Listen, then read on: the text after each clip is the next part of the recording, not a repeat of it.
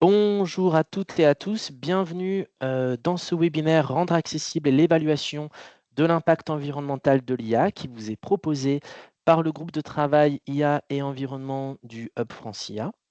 On est ensemble jusqu'à 12h15. Ce webinaire est enregistré, donc vous aurez accès au replay en tant que participant. N'hésitez pas aussi à écrire dans le chat si vous avez des problèmes de son, que vous ne nous entendez pas bien, comme ça nous permet de regarder et de régler tout ça. En tout cas, on est ensemble jusqu'à 12h15. Je vais vous présenter tout simplement l'agenda et les speakers ici présents. Donc les speakers, ce sont les personnes qui ont les webcams allumées. Il nous manque 2 speakers parce que ce sont les aléas du direct et les problèmes de logistique, mais on va régler ça d'ici leur intervention. On croise les doigts. Donc, la première séquence, ça sera l'état de l'art sur l'impact environnemental de l'IA qui va être présenté par Vincent Courboulet, ici présent, qui est maître de conférence à l'Université de La Rochelle, administrateur à l'Institut du numérique responsable, donc une séquence de 15 minutes. Nous aurons ensuite une séquence de 10 minutes sur la démocratisation de l'impact environnemental de l'usage de l'IA avec une petite démo du plugin EcoLLM avec Justine Viel, designer UX pour EcoLLM. Et ensuite, la séquence majeure de 40 minutes qui sera la table ronde, trouver le bon outil d'évaluation de l'empreinte environnementale pour mon IA, qui sera en anglais, étant donné que nous avons un speaker anglophone ici présent avec Boris. Cette table ronde va durer 40 minutes. Elle sera modérée par Hélène Costa de Beauregard, directrice de projet à l'Ecolab. Ensuite, Loïc Lannelongue, Senior Research Associate à l'Université de Cambridge, nous présentera Green Algorithms. Nous aurons ensuite Benoît Courtigny, Head of Code Carbone à Code Carbone, et Senior Data Scientist à l'Assemblée nationale, qui nous présentera Code Carbone. Ensuite, Samuel Rincé, AI Architect à Etifinance et aussi président et cofondateur de GenAI Impact, nous présentera Ecologits. Boris Gamazé-Tchikov, Head of AI Sustainability at Salesforce, nous présentera AI Energy Score. Et enfin, Jérémy Zarka, cofondateur d'EcoLLM, prendra part aussi à cette table ronde, étant donné qu'il y aura l'outil qui aurait été présenté juste avant. Pour poser des questions, vous avez un petit onglet tout en haut de votre barre Teams, normalement, qui s'appelle Q&R. Ce petit onglet est activé, donc n'hésitez pas à poser des questions ici. C'est plus simple pour nous pour les tracer et pouvoir y répondre. N'hésitez pas à poser des questions tout au long du webinaire.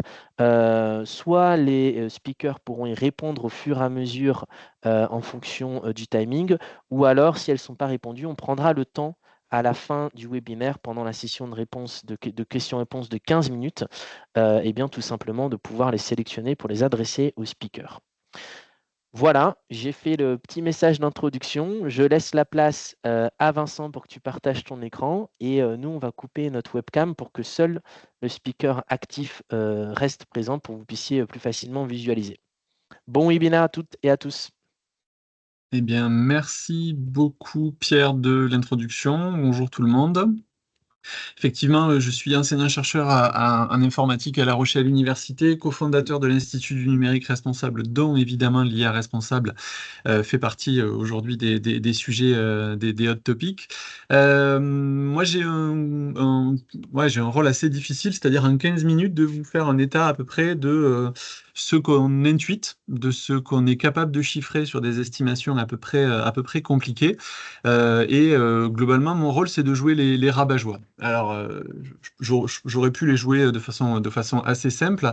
J'ai décidé finalement de parler des impacts environnementaux de l'IA quand même juste en les mettant en lumière par rapport à tout ce que ça peut aussi apporter. Donc, je ne serai pas là pour dire l'IA c'est mal. Voilà, déjà, rassurez-vous. Et juste pour l'analogie, voilà, ça ressemble un petit peu à l'étrange cas du Dr Jekyll et Mr Hyde, qu'on pourrait aujourd'hui renommer l'étrange cas du Dr Jekyll et Mr Hyde. Sauf qu'aujourd'hui, on n'est pas simplement sur un environnement qui est limité à la ville de Londres, hein. On est sur un environnement qui est global, macroscopique et systémique, qui est tout ce que vous voulez, mais enfin qui s'étend sur la planète entière avec des indicateurs, comme à l'époque de l'étrange cas du Dr Jekyll et Mr Hyde écrit par Stevenson. Tous les indicateurs sont en train de se modifier. On est en train véritablement et littéralement de changer de monde, que ce soit un monde environnemental, social, économique, géopolitique, enfin, tous les indicateurs sont en train de changer. Et ça, c'est vraiment quelque chose qu'il faut avoir en tête, puisque évaluer l'impact environnemental de l'IA sans prendre en compte l'écosystème dans lequel cet outil, parce que ça ne reste qu'un outil, se déploie, ça reste quand même très dangereux. C'est un petit peu comme si on voulait rendre, je sais pas moi, un arbre fruitier plus productif sans s'intéresser au sol dans lequel il plante ses racines. Donc là, vous avez sous les yeux les fameux deux graphiques que je considère quasiment comme les plus importants, mais qui auraient pu être fusionnés en un seul, hein. C'est à la fois les émissions de gaz à effet de serre, mais aussi et surtout les scénarios proposés dès 1972 par le rapport Meadows, et on voit qu'effectivement les années 2020 sont des années de bascule majeure, massive sur l'industrie et sur pas mal d'autres sujets. À l'époque du Dr Jekyll et Mr Hyde, on était dans une bascule de révolution industrielle. Nous sommes en train, effectivement, aujourd'hui, depuis déjà un certain temps, de vivre une nouvelle bascule, une nouvelle révolution industrielle à base de data, de numérique et aujourd'hui encore plus de l'IA. Donc, il y a vraiment une analogie entre ces deux époques-là. À l'époque du Dr Jekyll, c'était l'industrie, c'était vraiment la révolution industrielle, l'industrie lourde qui prenait le pas et qui changeait le monde. Bah, aujourd'hui, c'est l'industrie numérique qui est en train de changer le monde et c'est pas à vous que je vais l'apprendre, avec des acteurs toujours plus nombreux, massifs, déployables et déployés. Voilà, le numérique aujourd'hui, c'est vraiment un incontournable. Le problème, c'est que le numérique dans son ensemble, et après je ferai un focus sur l'IA, déjà le numérique, évidemment, c'est 5% des émissions de gaz à effet de serre. Dans votre bilan carbone, comme dans le mien, c'est déjà à peu près un quart de l'impact de ce à quoi on a droit, avec 12 milliards de guillemets, s'il vous plaît, pour le droit. C'est déjà presque une demi-tonne d'émissions de gaz à effet de serre en France par rapport aux 2 tonnes auxquelles on a droit pour un monde durable. Vous passez le Rhin, vous arrivez à 850 kilos d'émissions de gaz à effet de serre liées juste au numérique, hein, dans nos usages pro plus perso. Donc vous voyez qu'aujourd'hui, le numérique, c'est pas un épiphénomène. C'est pas un épiphénomène en termes de gaz à effet de serre, mais c'est pas non plus un épiphénomène dans toute une série d'autres indicateurs dont l'IA est en train finalement d'accélérer les impacts. Et c'est un impact environnemental, mais c'est aussi un impact social et économique. Et dans ce numérique au sens large, eh bien, l'IA est en train de devenir un nouveau Dr Jekyll parce qu'elle existe depuis 80 ans, elle est hyper utile, on a beaucoup de recul sur cette IA, elle est vraiment utile, hein. Trouver des nouveaux médicaments, trouver des conformations, de protéines, détecter des pannes, rendre les sites web plus accessibles, enfin et là je prends que le côté docteur, mais franchement on peut détailler à l'envi, l'usage de l'IA, voilà, je remets pas du tout en cause la pertinence de l'usage de l'IA. Le problème, c'est que depuis quelques années, on est basculé, là encore pour filer l'analogie, on a creusé cette notion d'IA et puis à un moment donné, à force de faire mumuse, et avec le respect que j'ai pour les scientifiques dont je fais partie, mais certains ont trouvé une formule générative, c'est-à-dire pour générer automatiquement du texte, de l'image, du son, de la vidéo, j'en passe et des meilleurs. Ça fait moins de 10 ans, en tous les cas, que ChatGPT existe, hein, mais il y en a d'autres. Le problème, c'est finalement qu'en fait, cette formule générative a très tôt, très rapidement rencontré un wow effect, et tout le monde l'utilise aujourd'hui. Et en fait, on est dans une course à l'armement de l'IA générative, avec des modèles toujours plus grands, plus lourds. Et cette formule générative, eh ben justement, c'est elle dont on va parler et sur lequel je vais assez rapidement essayer d'aborder un certain nombre d'impacts. Alors déjà, imaginez l'IA générative comme un monstre, un Mr AI. C'est peut-être un tout petit peu cliché, donc je vous demande de prendre ça avec précaution. C'est juste pour filer la métaphore. Mais déjà, ce monstre-là, bah, il est excessivement vorace en énergie. Vous le savez, aujourd'hui, on est dans une consommation majeure et massive de l'énergie. Les projets IA de Google consommeraient autant qu'une ville. Microsoft, Amazon, Google deviennent leurs propres fournisseurs d'énergie, investissent dans des centrales nucléaires. On est sur aujourd'hui une consommation de numérique d'électricité qui est juste hallucinante. Je me suis permis, parce que je trouve ça toujours intéressant, de reprendre l'annonce qui a été faite lors de l'IA Summit du fameux méga data center dédié à l'IA qui serait financé par les Émirats Arabes Unis. Ce fameux data center, cet énormissime projet qui coûte entre 30 et 50 milliards d'euros. Donc, ok, super, hein, méga data center, un seul méga data center dédié à l'IA, voilà, très bien. Eh ben, il a une puissance de 1 gigawatt, et ce 1 gigawatt, en fait, bah, c'est une tranche de centrale nucléaire. Voilà, donc vous mettez une IA, enfin vous mettez ce data center, bah, il faut une tranche de centrale nucléaire dédiée à cet objet-là. Et puis, donc, si vous multipliez les plus petits, les plus petits projets d'IA, eh ben forcément, vous voyez tout de suite la facture énergétique. On est aujourd'hui sur un moratoire du déploiement des data centers dans toute une série de régions dont l'Irlande, entre autres, parce que la menace sur l'approvisionnement électrique d'un certain nombre d'autres utilisateurs, y compris vous et moi, simples citoyens, eh bien, la question se pose. On est dans cette voracité en énergie, on est sur un monstre qui est toujours de plus en plus vorace. Là, je prends un exemple simple d'une estimation de ce qui pourrait nous arriver de même.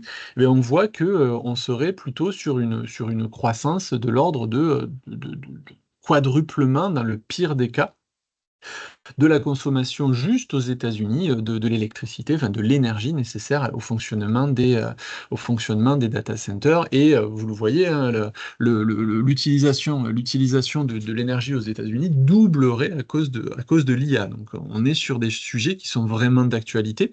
Quand on sait par exemple que le réseau électrique américain est quand même des fois particulièrement vétuste et contribue à la propagation d'un certain nombre de feux de forêt rien qu'aux États-Unis, on se dit, bon, est-ce que c'est tenable, est-ce que c'est aligné?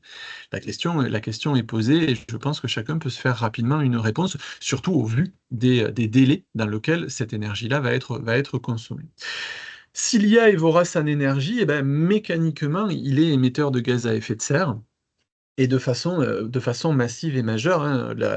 Les dernières estimations, aujourd'hui, font état de l'ordre on est à 5, on était à 4 il n'y a pas longtemps, on est déjà à 5, et d'ici 2028-2030, on estime que les émissions de gaz à effet de serre liées au numérique seront aux alentours de 8 à 10 à la fois parce que les autres baissent, mais parce que le numérique augmente.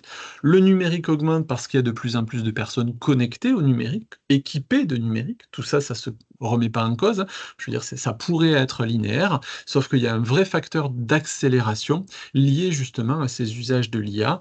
On en parlait hier avec Jérémy, à la fois dans le cadre de l'entraînement de modèles de plus en plus gourmands, la multiplication des modèles, et puis l'effet rebond, c'est-à-dire que vous et moi, ben, aujourd'hui, l'IA, c'est un outil qu'on utilise tous les jours et peut-être plusieurs fois par jour, de façon assez naturelle et native pour changer notre métier. C'est en train de changer notre métier, et tout ça, effectivement, ben, ça nécessite beaucoup, beaucoup, beaucoup d'émissions de gaz à effet de serre, ne serait-ce que pour faire tourner les modèles. Et je ne prends pas, enfin, et je pense qu'on peut aussi intégrer une notion qui est assez importante, qui est celle finalement des émissions de gaz à effet de serre liées à la production de tous les chipsets, de tous les ordi, de tous les équipements nécessaires justement à faire tourner cette IA. Donc, vorace en énergie, émetteur de gaz à effet de serre. Là, je me suis amusé à utiliser Comparia, qui est un outil français sur un certain nombre de paramètres. Bon, ben voilà, j'ai fait juste une simple requête sur Comparia, et puis j'ai affiché deux modèles. Alors, je les ai pris au pif, hein. Et ben, vous voyez que sur une simple requête, on est déjà à 5 grammes d'émissions de gaz à effet de serre pour un modèle de type Mistral, et 7 grammes pour un modèle de type Yamaha. Alors, vous allez me dire 5 grammes, 7 grammes, sachant qu'un kilomètre en voiture, des fois, on est sur 120 grammes. Bon, ok, c'est pas énorme. C'est un petit peu comme les mails, si vous voulez. Oui, individuellement, c'est pas énorme, mais nous sommes tous aujourd'hui en train de multiplier ces modèles-là. Ça se déploie dans nos vies. Donc, en fait, la somme de toutes ces requêtes va évidemment contribuer de façon majeure et massive à des émissions de gaz à effet de serre, alors que je vous rappelle, la neutralité carbone est attendue pour 2040-2050. Ce monstre est aussi assoiffé d'eau, hein, 25 milliards de litres d'eau il y a 3 ans, et puis c'était toujours en train d'augmenter. Alors l'eau ne disparaît pas, voilà, mais l'eau va être éventuellement, évidemment mise sous tension. Qui va bénéficier de l'eau dans des moments de sécheresse, dans des moments où l'eau est plus rare? Est-ce qu'on va favoriser l'agriculture? Quelle agriculture? Le numérique? Quel numérique? L'industrie? Quelle industrie? Tout ça, c'est finalement la notion de partage de ressources qui sont évidemment de plus en plus rares et qui pose question, véritablement qui pose question. Parce que si on installe une centrale nucléaire pour faire tourner de l'IA et que cette centrale nucléaire utilise de l'eau par exemple de fleuve, dans les cas de forte sécheresse, si l'eau descend au niveau du fleuve et que la centrale ne peut plus fonctionner, ben, c'est le data center qui ne peut plus fonctionner. Et si un data center ne peut plus fonctionner, ben, c'est tout le système économique et technologique qui est questionné. Et si c'est pour faire tourner des groupes électrogènes, on repose la question du réchauffement climatique. Donc vraiment, tout ça, c'est une approche systémique et globale qu'il faut bien avoir en tête. Et surtout, si on souhaite assurer un monde résilient et une capacité de pouvoir continuer de façon pérenne à utiliser ces outils. Bien évidemment, la dernière roue du carrosse, ça reste la gourmandise en matière première, hein. C'est un monstre qui est excessivement gourmand en matière première. Pour vous donner et pour vous rappeler ce chiffre-là, pour 1 kilo de puce, il faut 16 tonnes de matière première. 1 kilo de puce, 16 tonnes de matière première. On est sur 1 pour 16 000. C'est un des plus gros sacs à dos écologiques qu'on trouve, les puces. Donc c'est effectivement la question, c'est OK, mais quand on voit qu'il faut des centaines de milliers de cartes pour faire un entraînement d'un modèle et que Nvidia et que si et que tout le monde se jette sur la production massive, ben, est-ce que la planète, alors là par contre on n'est pas sur des choses qui sont renouvelables, hein. La Terre a été dotée de ça, lors de sa création et puis depuis c'est fini. Donc ça pose des questions effectivement d'ordre résilience, là encore. Et puis comme les mines et les industries minières sont des principales, émettrices de gaz à effet de serre, à la fois par leur fonctionnement et puis par leurs émissions elles-mêmes, eh bien, le cycle vicieux se met en place. Donc on est sur, quelque chose qui déjà est problématique et sur un certain nombre de perspective, de prospective, nous questionne véritablement. Les chiffres qu'on annonce pour 2050, ok, 2050 c'est de la science-fiction, je suis d'accord avec vous. Enfin, de toute façon, les chiffres annoncés sont juste difficilement tenables, pour pas dire intellectuellement complètement pas tenables. Que ce soit dans l'empreinte carbone, les ressources, l'énergie ou la consommation de métaux, à moins d'aller, exploiter, le fond des océans, aller, sous la banquise ou, réouvrir des mines à tire-larigot qui ne ferait finalement que décaler le problème, eh ben, on doit se questionner de la résilience du système dans lequel on a mis le doigt et qui par le côté très fascinant et le côté très génial de cette utilisation d'IA est en train de nous choper le doigt, la main, le bras et voire plus. Alors évidemment, la question c'est quoi? Ben, ça va être un peu l'objet de la table ronde, c'est on a déjà compris l'ensemble de ces problèmes et finalement on aimerait tous agir à notre niveau. Mais entre la décision et l'action, il y a une étape qui est fondamentale et qui est celle de la mesure. Et c'est justement tout l'intérêt de la table ronde et de la présentation des outils qui vont suivre et qui vont grâce à des outils pertinents de mesure et de mesure, je le rappelle, systémique et globale et pas simplement sur un sous-facteur ou un monocritère, nous permettra de prendre à la fois des choix éclairants, mais aussi éclairés pour maintenir, je le rappelle encore, cet outil qui est juste hyper intéressant, qui est celui de l'IA ou de l'IA générative, qui est déjà en train de changer l'intégralité de nos modes de travail et sur lequel, globalement, personne n'a trop envie de revenir, de le remettre en cause. Et ce qu'il va falloir aborder, ce qu'il va falloir accepter, c'est d'avoir une position qui n'est pas euh, le numérique, enfin, l'IA, c'est la solution ou l'IA, c'est le problème, mais quelque chose de beaucoup plus difficile à tenir, qui est quelque chose de trouvons cette ligne de crête délicate qui permet de maintenir finalement la résilience de l'écosystème dans lequel on vit et de pouvoir continuer à nous permettre d'innover et d'avancer en utilisant cet outil-là. Et pour ça, bah, effectivement, moi, je prône la notion d'IA responsable comme un outil de réconciliation entre ces deux sujets, de l'IA systémique, et puis j'arriverai directement à la fin, voilà, sur le fait que on a déjà, et c'est très rapide, eu la capacité de comprendre les problèmes. On veut décider, on veut être en mesure de décider, on veut être en mesure d'agir. Et bien aujourd'hui, et c'est très rapide hein, quand on voit finalement la date du wow effect ou du décollage de l'IA générative dans nos métiers, eh bien on voit l'intérêt aujourd'hui d'avoir des outils de mesure pertinents, fiables, ouverts, transparents, sécurisés, qui nous permettent de faire ces bons choix. Voilà, j'avais un petit quart d'heure. J'espère avoir fait un tour global. Il y a encore beaucoup de questions qui se posent, mais voilà, si on peut passer à l'intervention suivante si vous le désirez. Merci beaucoup Vincent. Merci pour ton excellente présentation et la lourde tâche d'introduire. Il y a des questions, donc je te laisse regarder dans l'onglet Q&R les questions Alors moi pour y j'ai rien dans mon. Ah si, ça y est, il fallait que je dans l'onglet rafraîchisse. Q&A. Oui. Ouais, ouais. Ça a généré trois questions que je te laisse le temps de regarder tranquillement si tu as les réponses. Et on va laisser la place à Justine Vielle pour la démocratisation de l'impact environnemental de l'usage de l'IA. Et Justine, la place est à toi pour 10 minutes. Bonjour à tous et à toutes. Je suis là pour vous présenter du coup le travail qu'on a fait sur EcoLLM, sur l'extension, à savoir que la présentation que je vous montre aujourd'hui a aussi pour but de vous demander votre retour via un test utilisateur. Vous pourrez trouver le lien d'inscription qui sera sur un QR code en bas à gauche de votre écran. Évidemment, je reviendrai sur les modalités de ce test dans la présentation, mais n'hésitez pas à le flasher et à vous inscrire. Euh, Donc pour présenter globalement notre travail, nous on est parti d'un dilemme qui est simple, qui est celui de la polarisation entre le besoin le besoin et l'incertitude qu'on va pouvoir avoir aujourd'hui autour de l'impact environnemental. Il existe un grand nombre d'informations. On a en l'occurrence quelques chiffres qui existent, qu'on peut transmettre. Donc là, en l'occurrence, c'est un exemple parmi un grand nombre d'éléments. Par exemple, aujourd'hui, on peut considérer qu'il a fallu 136 allers-retours Paris-New York pour l'entraînement de ChatGPT 3.5, ce qui est un chiffre qui est assez particulier, mais qui est assez difficile à assimiler.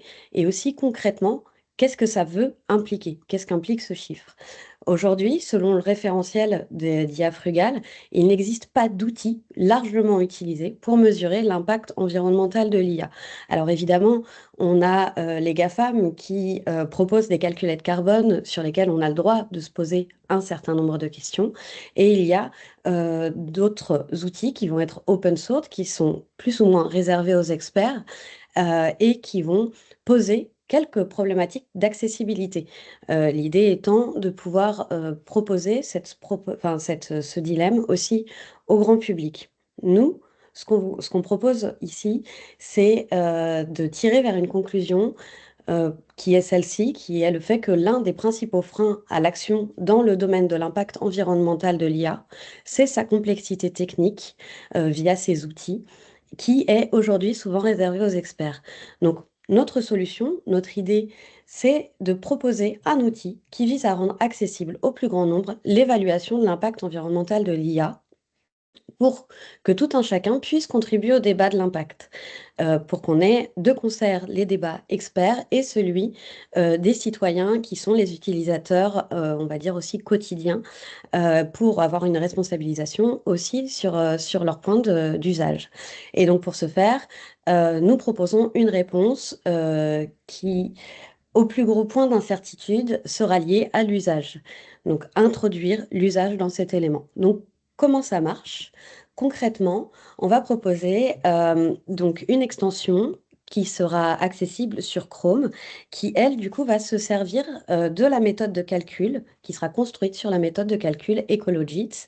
Donc, on va pouvoir aller, via une tokenisation, transformer les inférences de texte en métriques. Et donc, du coup, on va avoir différents critères sur lesquels vont être basés ces métriques. Donc, on va travailler sur l'énergie globalement des demandes, le potentiel de réchauffement global, le potentiel d'épuisement abiotique des éléments et les énergies primaires qui seront utilisées pour chaque demande qui sera faite auprès des utilisateurs. L'idée étant d'aujourd'hui baser notre réflexion sur une nouvelle méthodologie. Aujourd'hui, on va avoir un processus de réflexion qui va être product-centrique. Donc, on va essayer d'évaluer l'impact global, mesurer la consommation, optimiser la technique, réduire les ressources utilisées pour obtenir par la suite des certifications et des bonnes pratiques. Nous, ce qu'on propose, c'est de travailler en parallèle sur les bonnes pratiques des clients, donc du coup des utilisateurs, et de partir sur une méthodologie qui sera customer-centrique. L'idée étant de faire en sorte que l'utilisateur pourrait visionner son impact dans la durée, situer et visualiser son usage, adapter celui-ci et optimiser son usage via des bonnes pratiques. Donc concrètement, comment ça marche? Qu'est-ce qu'on peut visualiser derrière ça?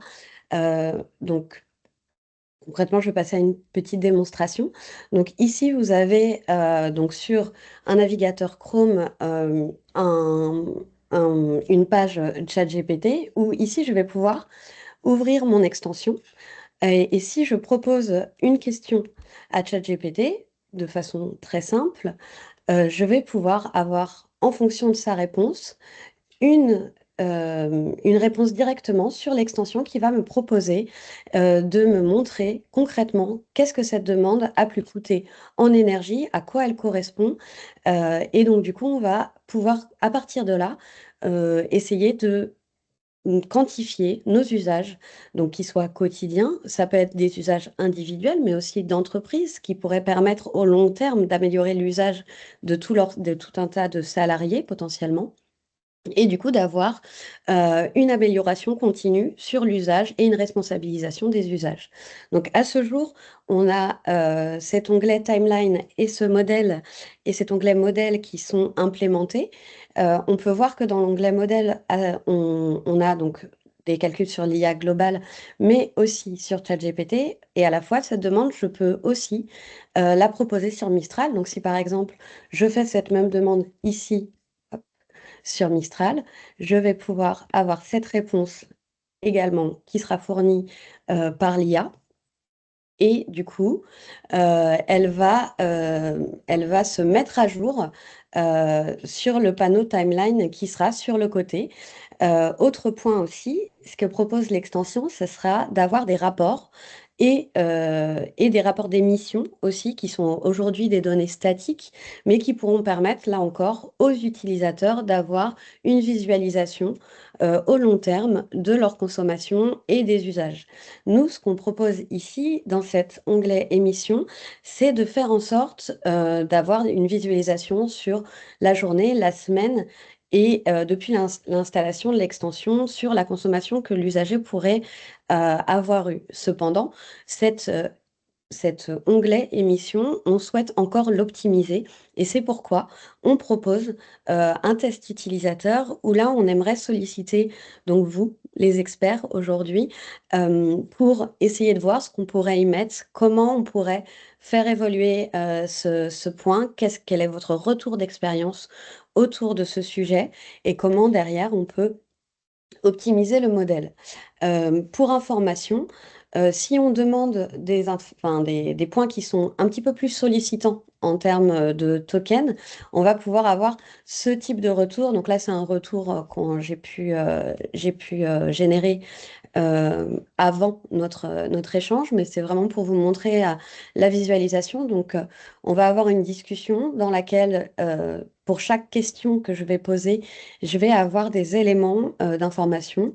Donc, je vais pouvoir voir que sur ma question, eh ben, ça a demandé 1188 tokens, ce qui est l'équivalent de 1251 minutes en ampoule LED, etc. sur un format de vidéo en ligne aussi pour pouvoir aussi parler aux usagers. Et on a quand même des points qui sont réservés aux experts, notamment dans la page modèle et dans la page timeline où là, du coup, on va pouvoir avoir deux visualisations, encore une fois, experts et usagers. Donc la même chose sur Mistral, où là aussi on voit que je suis sur le modèle Mistral, sur mon compte en l'occurrence, et on a cette même visualisation des informations. Et donc, voilà, j'ai fait vite pour vous présenter cela. Donc, on vous remercie pour cette écoute. N'hésitez pas à nous poser des questions. Jérémy, qui active sa caméra ici, est à votre disposition pour répondre à des questions sur l'extension elle-même, le plugin et les éléments techniques. Moi, je serai donc à votre disposition également sur toute la partie qui sera en ce qui concerne le test. Donc, vous pouvez, si vous le souhaitez, flasher ce code. La façon dont fonctionnerait le test, ça serait donc de vous y inscrire. Pendant un certain nombre de temps, vous allez pouvoir expérimenter l'extension et puis par la suite, on pourra travailler ensemble sur un REX de votre utilisation pour nous récupérer des métriques et des informations pour optimiser notre produit et notre service. Je vous remercie pour votre écoute et nous sommes à l'écoute de vos questions et de vos retours. Merci beaucoup pour la présentation. Je propose d'enchaîner directement, vu le timing. On va peut-être dépasser un petit peu sur la session de questions-réponses pour pouvoir donner assez de temps à la table ronde de 40 minutes. Donc, il y a les questions-réponses dans le chat, dans l'onglet QNR. C'est super. Donc, il y en a 2 ou 3 pour EcoLLM. Donc, Justine et Jérémy, je vous invite à y répondre. Et on va laisser la place à la table ronde. Donc, je laisse monter les speakers sur la scène virtuelle. Donc, entre guillemets, ouvrez votre webcam. Donc, cette table ronde, encore une fois, pour rappel, elle sera en anglais. Elle sera modérée par Hélène Costa de Beauregard. Et donc, nous avons autour de la table Loïc, Samuel, Jérémy, Boris, Benoît, qui avait quelques problèmes de connexion. On croise les doigts pour que ça soit bon. Et je pense qu'on a fait le tour. Et Samuel, bien sûr. Je regarde si tout le monde peut bien se connecter. Je suis là. Super. Ah oui, c'est qu'il y a tellement de personnes que je ne vois pas la webcam de tout le monde. Et Hélène, si tu es présente, eh bien, je te laisse ouvrir ton micro et la webcam pour commencer la modération.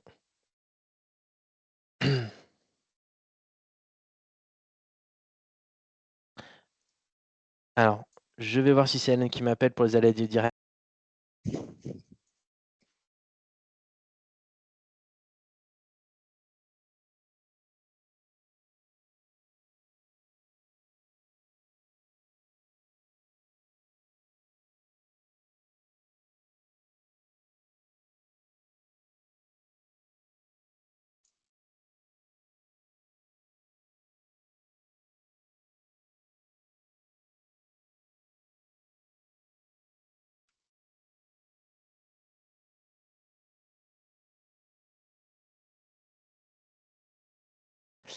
Alors, les aléas du direct, désolé, Hélène a un petit problème de connexion. Elle se déconnecte et se reconnecte. On a besoin d'Hélène pour la modération. Et je vous demande juste une petite minute d'attente pour qu'on règle cette problématique. Et après, on pourra débuter. Ok. En attendant, est-ce que vous m'entendez bien? Est-ce que vous voyez ma caméra? Ouais, super. Merci, Benoît. Ok. Hop là. Alors, Hélène se reconnecte.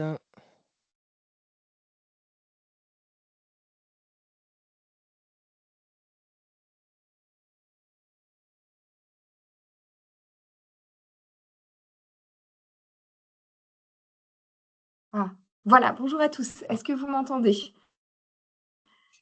On t'entend, Et Hélène. est-ce que On te vous voit normalement. m'entendez? Super. Et tu... Parfait, Voilà, c'est bon. très Super. bien. Eh bien, je te laisse la place. Parfait, bah, écoutez, bon, merci à tous et excusez-moi pour ce petit contretemps. Bienvenue à cette table ronde dont l'objectif est, on l'espère, que vous puissiez trouver le bon outil d'évaluation à l'empreinte environnementale pour vos hôtels issus des prix qui seront effectués. Donc, nous outils présentés. Green Algorithm par Loïc Lanlong, Senior Research Associate à l'Université de Cambridge. Code Carbone par son directeur Benoît Courty. Par Samuel Rincé, président et cofondateur de Gen Impact, nous aurons la présentation d'écologie. Boris Gamazi-Shikov, Head of Sustainability at Salesforce, will present AI Energy Score. Et Jérémy Zarka, cofondateur de EcoLLM, qui vient de vous être présenté, rejoindra notre panel pour les questions. Alors, avant de rentrer dans le vif du sujet à l'anglais, je voulais juste en introduction vous rappeler des éléments d'actualité concernant l'IA durable. Alors, c'est vrai qu'en 2024, on a une actualité assez chargée avec la parution du référentiel d'IA générale porté par et les collabs. Finalement, les fruits de ce travail collectif, notamment dans le cadre du sommet pour l'IA, les 10 et 11 qui s'est tenu à Paris, et donc une des verticales. En est sorti plusieurs éléments de ce sommet. L'élément principal, vous avez sûrement entendu parler, c'est la création d'une coalition d'IA durable, plus de 130 membres, 14 pays et 7 organisations, et qui est co-initiée par la France, le Programme des Nations Unies pour l'environnement et l'Union internationale des télécoms. La coalition, c'est de mettre, si ce n'est au centre, mais en tout cas sur la table des conversations, au même titre que la sécurité de l'IA ou l'éthique de l'IA, le projet de cette coalition. Je voulais aussi vous signaler 2 autres livrables qui ont vu le jour pendant ce sommet. Tout d'abord, l'Observatoire IA et énergie qui sera porté par l'Agence internationale de l'énergie, à présenter en avril. L'objectif étant d'avoir connaissance de l'impact de la consommation énergétique des data centers en faisant des partenariats directement avec les fournisseurs de data centers. Et l'autre livrable, c'est celui d'une feuille de route de la normalisation environnementale de l'IA et qui permet en fait aux organisations internationales qui sont en train de réfléchir elles-mêmes à développer autour de l'empreinte environnementale, pouvoir échanger et discuter pour que ces futures normes soient développées en voilà, peut-être dernier point d'actualité pour retourner en franco-français sur l'IA Frugale, c'est la publication du PNAC, le Plan national d'adaptation au changement climatique, le 3e, 51 autour de l'IA et de l'adaptation, avec, comme ce qu'on en avait pu faire dans le cadre du programme DIAT, frugale dans les territoires, la nécessité aussi de démontrer et de travailler sur l'utilisation d'une IA frugale au service de l'adaptation. Pour ceux qui seraient intéressés, il y a un webinaire de présentation le 3 avril. Voilà, c'était peut-être un petit point de contexte important. Et maintenant, I'm going to switch to English. Welcome everyone and thank you for... Hélène, juste un petit point, on a des petits problèmes de coupure de ton côté. Yeah. On a des petits problèmes de coupure de ton côté, donc si tu peux peut-être couper ta caméra pour récupérer la bande passante. Ok. Voilà, je te laisse la main, désolé. Non, j'espère que du coup, c'était quand même compréhensible ce que j'ai pu vous présenter en termes de contexte. Je suis désolée. So welcome everyone and thank you for joining us today. Without further ado, let's kick off our webinar on finding the right environmental footprint assessment tool for your AI. So we'd be, as I said,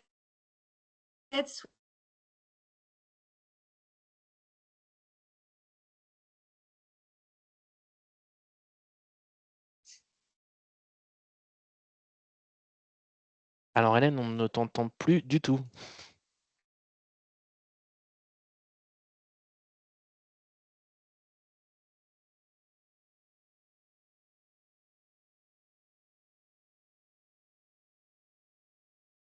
Alors, je vous propose, plan alternatif de commencer la présentation par le séquencement qu'on avait identifié dans la table ronde. Donc le speaker qui est censé intervenir en premier sur le premier outil. Je laisse la main.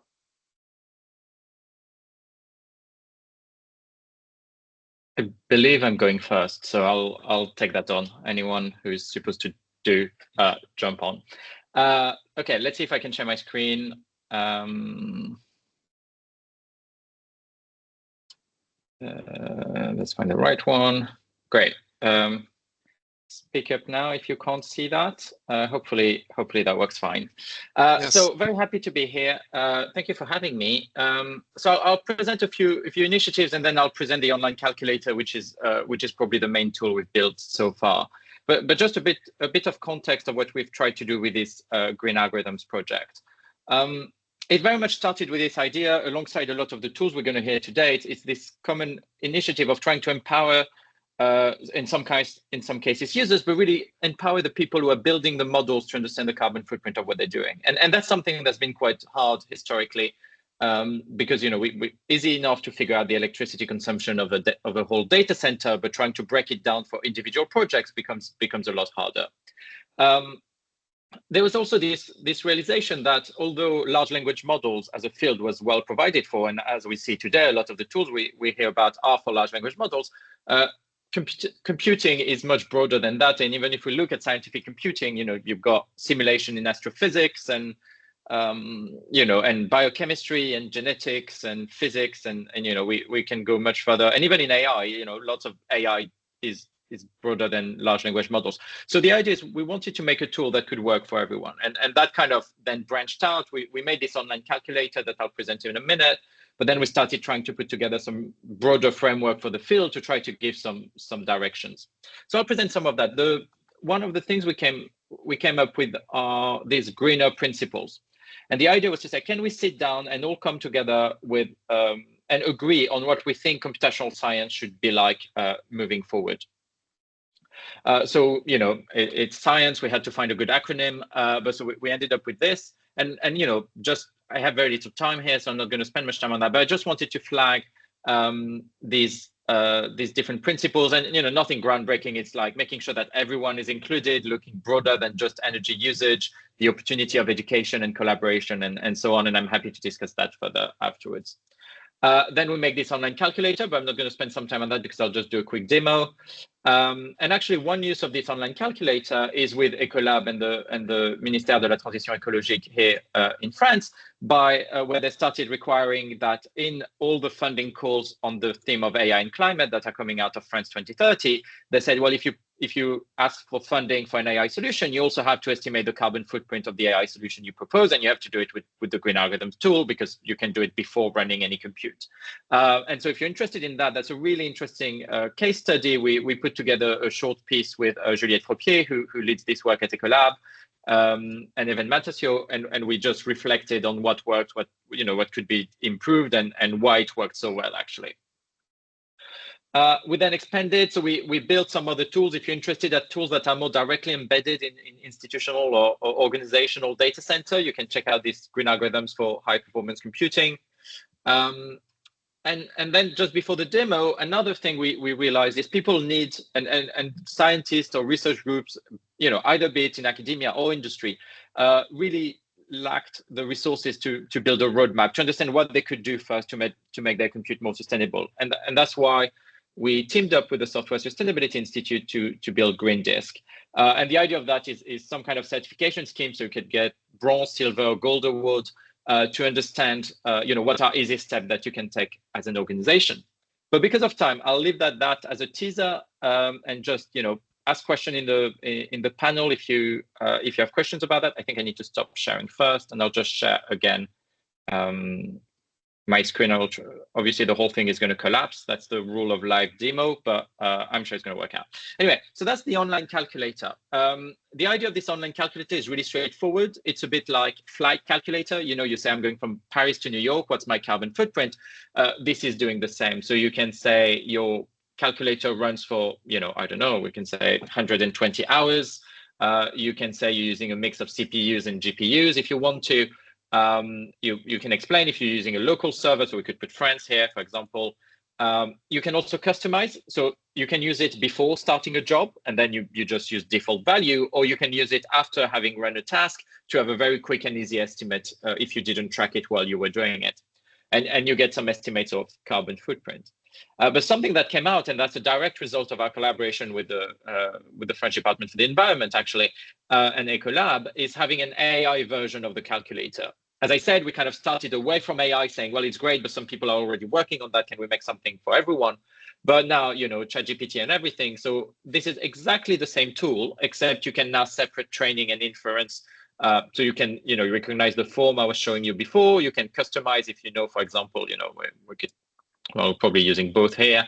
And you can say, well, I'm actually only using 50% of my GPU, so you can do something like that. And you can include research, and you can also include retraining if you're planning to fine-tune your model regularly. And then you can look at inference either as a block inference, so you do a one-off prediction, but nowadays everyone's talking about chatbots. So in this case, it's more of a continuous inference, and it's a bit harder to know how much energy is being consumed, but the tool can do that. And so you can customize and you get the same kind of result at the end. And so the idea of the calculator is not to be like a replacement for other tools necessarily, but be something where it doesn't really matter which programming language you use. It doesn't matter if you don't have admin rights on your machine, what kind of task you're doing, what kind of field of research you're in. The idea of that is to be a place to start for everyone, and then can be fine-tuned depending on the situation. But actually, although it sounds like it should be very like a very rough approximation, it's actually quite accurate, and we can talked about that in the panel. All right, so I'm going to leave it there because of time. I'm not sure how much time I have, but very happy to pick that up at any point with during the panel, and I'll answer if there are any questions in the Q&A. Thanks. Thanks, Loic. So while Hélène is trying to reconnect to this webinar, I'm just taking back the voice, and I think we can hand over to Code Carbon, which was the next one on the list. Yeah, thank you.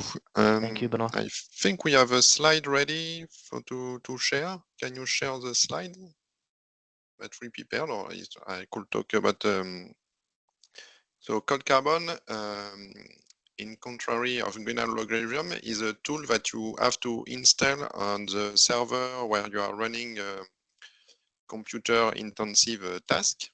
And so it's the goal is to really measure the electricity consumption of the computer, and then it computes the carbon emission associated with the electricity production based on the location of the computer, and so using the electrical intensity. We could talk more about it if you want on the methodology.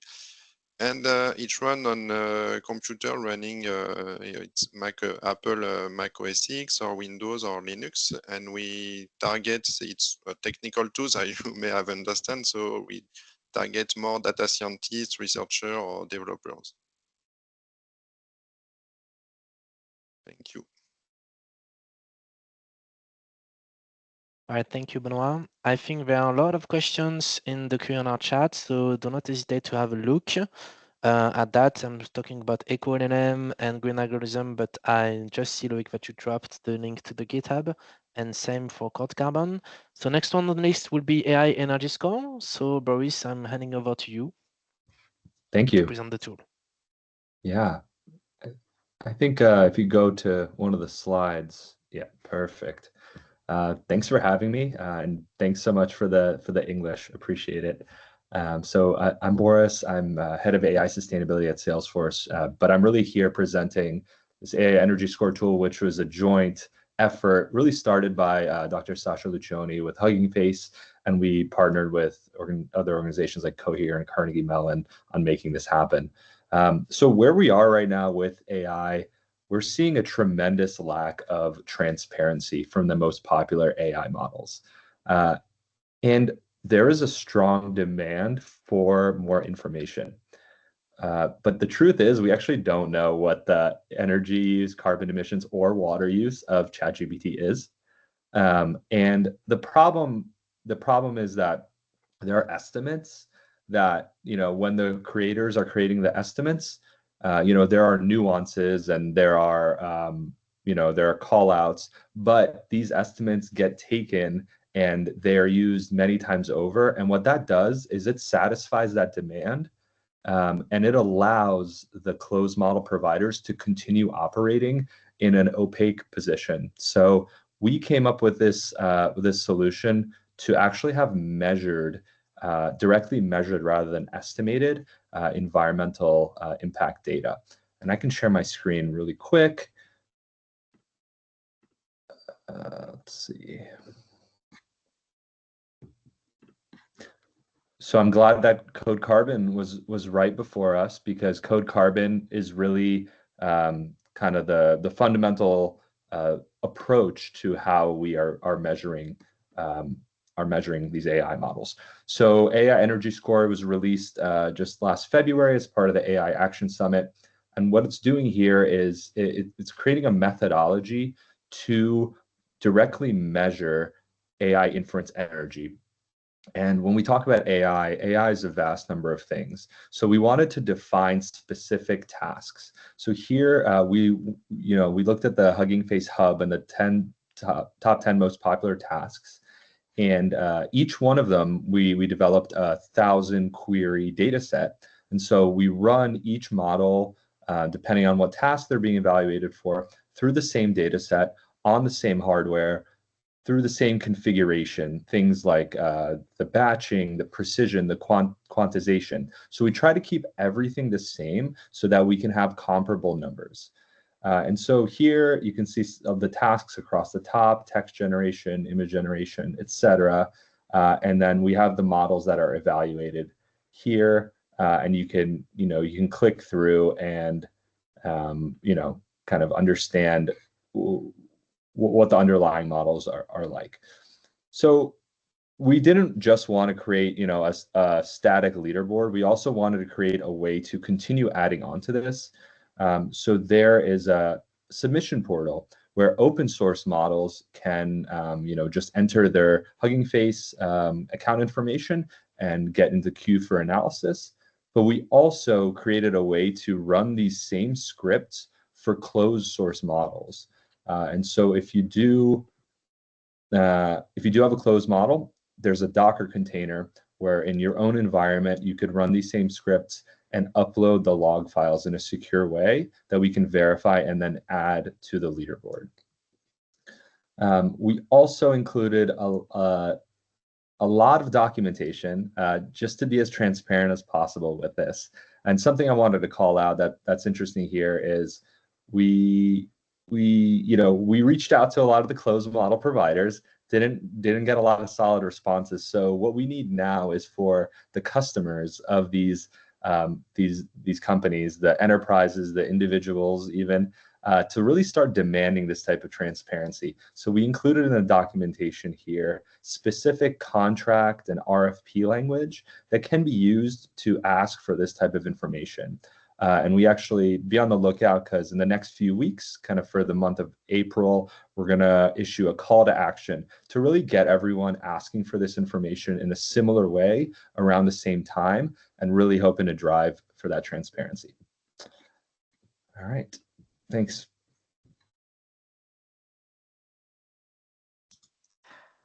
I guess it's my turn then. Yeah.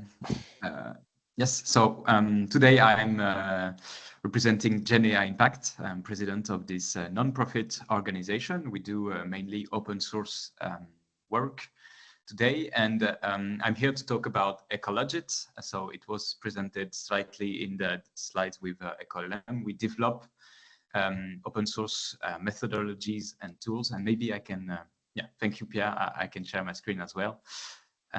Yeah, go on, please. On my side, thanks.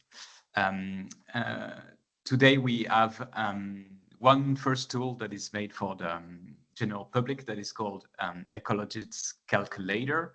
So basically, what you can do with this tool is to choose a provider, choose a model, and a type of scenario, a type of prompt. So if you want to ask, write me an email or have a small conversation, and we then estimate environmental impacts into multiple criteria. So we estimate energy consumption, GHG emissions, abiotic resources, which corresponds to metal and minerals, and as well as primary energy consumption, which come from primary sources, essentially fossil fuels, coal, things like that.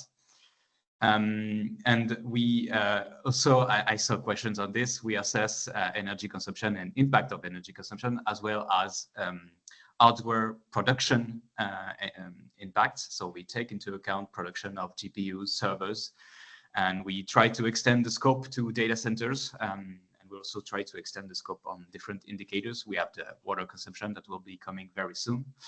And this tool is really for us to raise awareness on the topic of generative AI inference environmental impacts. But we also make another tool that is called Ecologits, which is basically a Python library that enables organizations to today integrate this methodology of impact assessment into your applications or internal projects that simply plugs in with clients, library, Python clients like the OpenAI client, Mistral. We have many integrations today, up to 6, with with the major providers, just to support your different use cases of environmental footprint monitoring, for instance. So if you have a real system in production, you can monitor environmental impacts using this tool. And you can also do carbon emissions reporting for specific usage of GenAI. And just to talk a little bit on the methodology, and it's the last slide.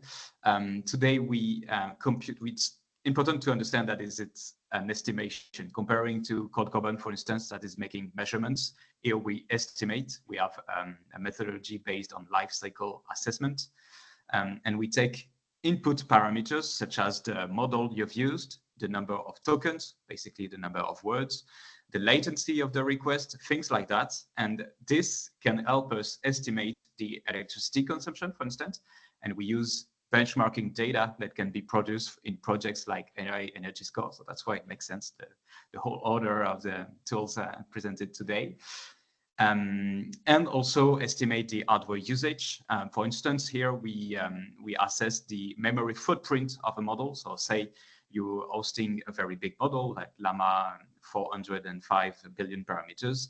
Well, you need many GPUs to host the model. Well, we're going to estimate that and assess the hardware part of the impact for using this hardware, this amount of GPUs. And we combine all that, get the final estimation.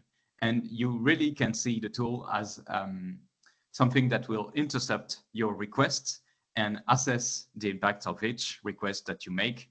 Everything is local. We don't monitor your usage, so you can use it today, and you can also inspect our code. It's open source, so you can see that we don't get your information. It's purely private.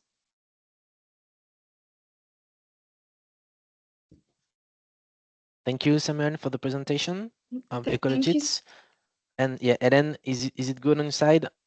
I hope so. Okay, Well, we hear you, so I'm handing it over to you. Thank you so much, Pierre, and I apologize for the glitches, and thank you so much for all the panelists just to move along with the program without anything was happening. So yeah, I would like to ask you a few questions before opening the floor for questions from the audience. So my first question is around articulation between those tools, because we've seen during this roundtable that your tools might target a different audience or evaluate a distinct aspect of an AI's environmental impact, or can be designed for specific types of AI. However, there are still opportunities for these tools to complement and enhance each other. So could you explain how some of your tools might be used together or not, and provide example or use cases of how they can work in synergy? Maybe Benoit, would you like to answer the question? Or Yes, thanks. So, for example, green algorithm could be used ahead of a project to estimate the impact that this project will have based on the things you project to use in your project, if I may say this. And so you could also use AI Energy Score to choose your models with knowing how will be their impact in production. And then you could use, when you deploy your project, you could use Cold Carbon on your servers to monitor them and see their impact. And also use Ecologist to monitor the calls you made to your API. For example, if you use a model, an open source model locally, like Llama, for example, you could use CodeCarbon to monitor it. And if you made some calls to OpenAI API, you could use Ecologist to monitor the effect of this call. And you could also use EcoLLM on the desktop of your employee to monitor the usage of some other API or chatbot. So yes, all these tools could be articulated together.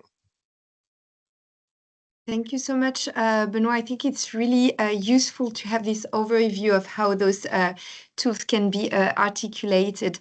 I don't know if any of you would like to add something or another like use case, or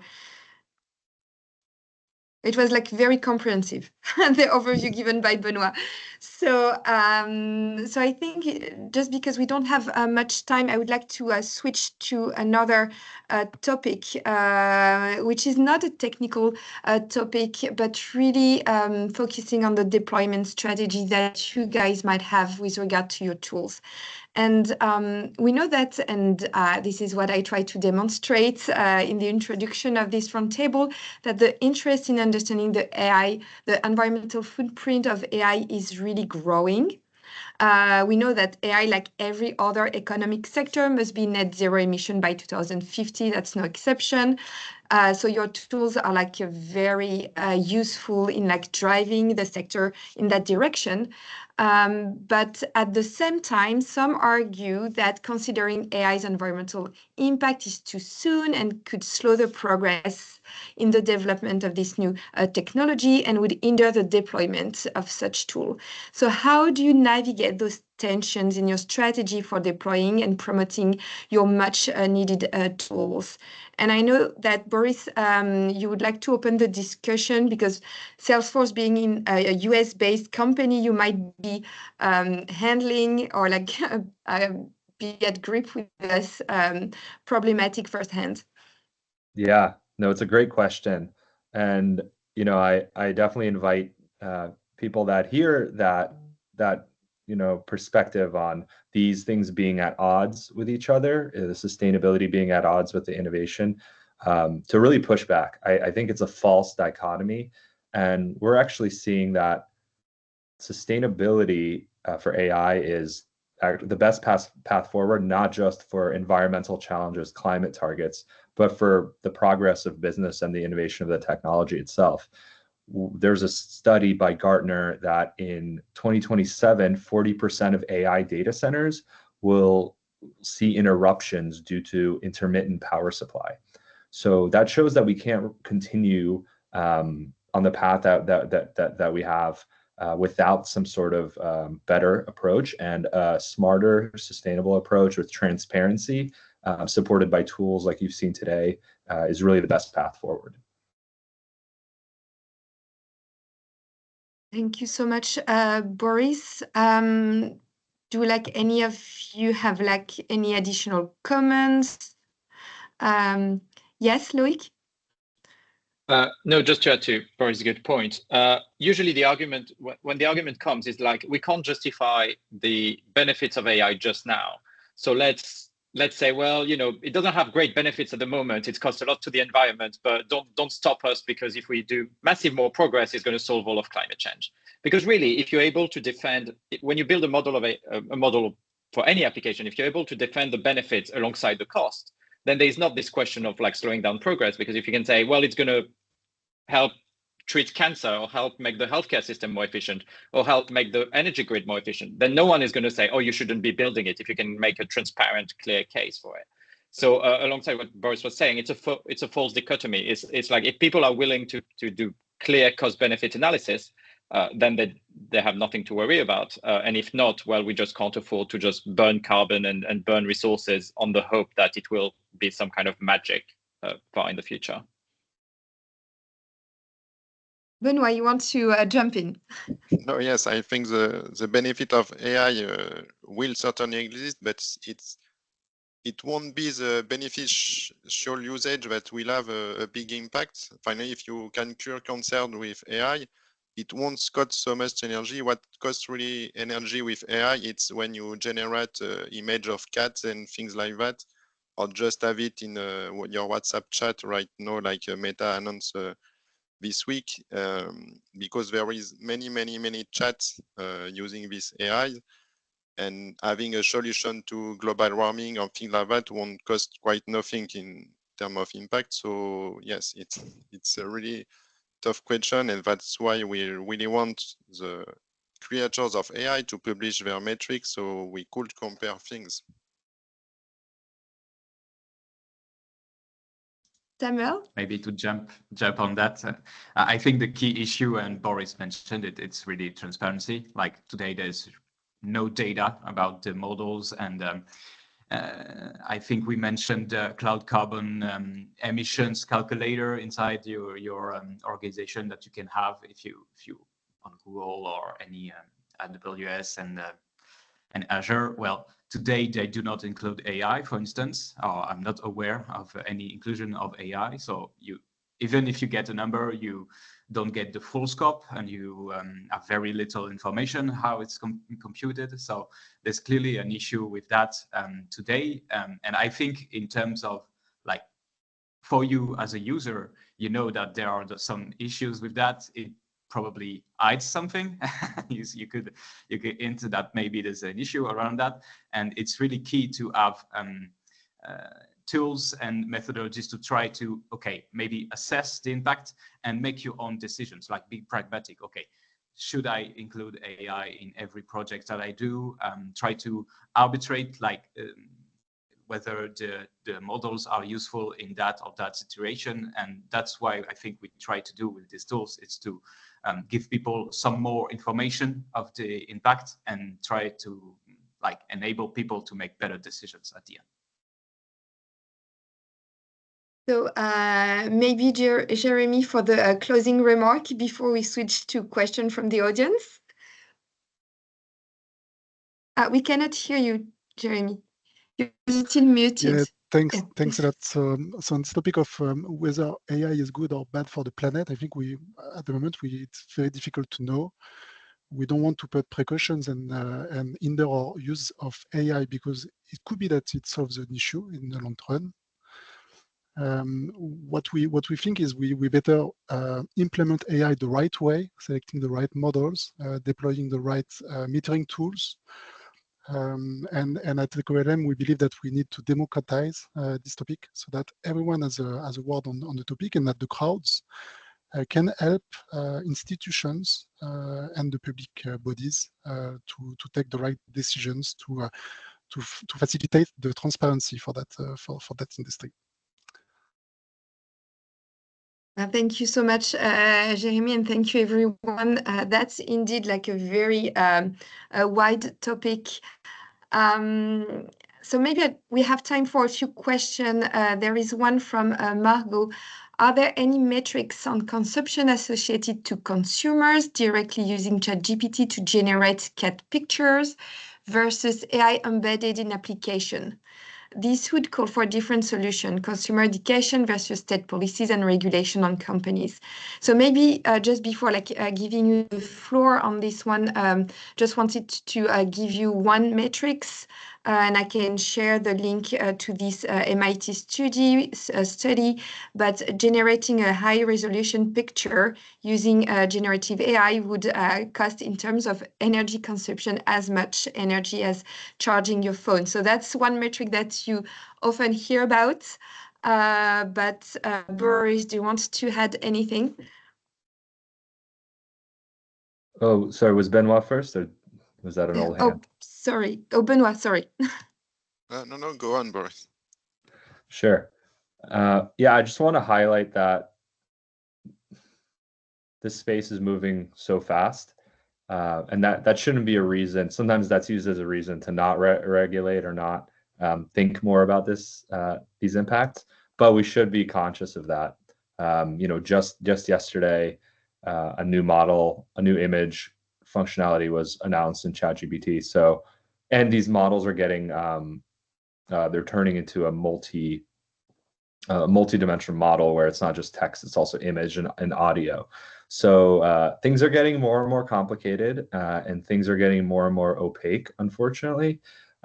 Reasoning models are adding another dimension where now there is a dynamic amount of compute that can be used depending on the complexity of the question. So that translates into a dynamic amount of impact. So this isn't answering the question, but I think we need to ask more questions of these providers, and just understand that these things are changing, and we need to emphasize transparency. Yes. For example, more and more developers are using tools like GitHub Copilot or Cursor, and it's tools that help them develop with LLM that are constantly be queried and writing code with humans. So it's really great tools to improve your productivity, but we really don't know how many codes they really made, which model are behind them, and what's the impact. I believe the impact is really huge, but nobody knows what it's really are. So we really need a bit of transparency on this field. And maybe just to continue this topic of generated images, or maybe it's related because it's not AI generated, but it's related to pictures handled through AI, and it's specific to Benoit.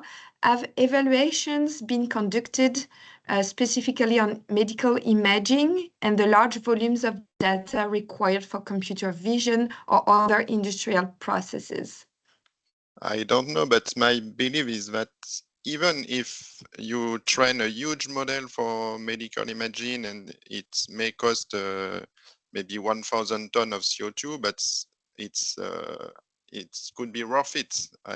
We are not questioning, I think in this table, we are not questioning this type of AI because it's just a question of priority. It's thousands of tons of CO2. It's just some flights from Europe to USA, for example. So we could reduce somewhere else to prioritize the usage of AI to do beautiful things to save the world, and we are not questioning this usage. I think we are more being aware to tell the public that some usage may be not